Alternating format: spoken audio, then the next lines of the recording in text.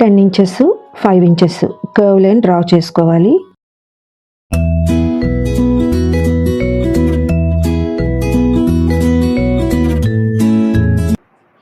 Hi friends, welcome back to my channel Vilatha fashions and vlogs.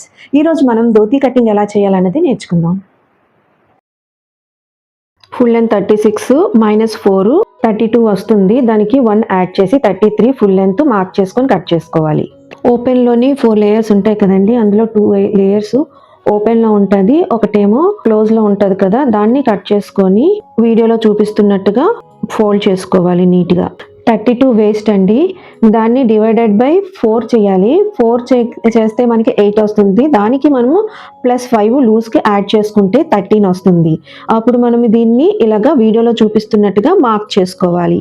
10/3 +2 add చేసుకొని అందులో బడి belt తీసేస్తే మనకి 10 వస్తుందండి. వీడియోలో చూపిస్తున్నట్టుగా డ్రా చేసుకొని యూ షేప్ ఇచ్చుకోవాలి. నేను ప్రతిదీ మెజర్మెంట్స్ చూపిస్తున్నానండి, అలా యూ షేప్ ఇవ్వాలి అక్కడ. దాన్ని మనము కట్ చేసుకోవాలి.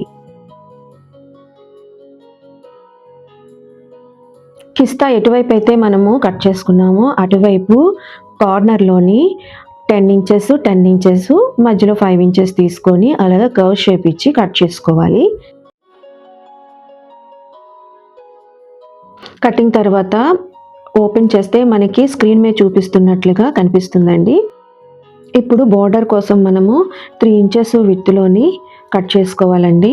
వీడియోకి related kurti drafting cutting stitching video డిస్క్రిప్షన్లో ఇస్తానండి. ఎవరైనా కొత్త వాళ్ళు ఉంటే ఒకసారి విజిట్ చేయండి మన ఛానల్ని.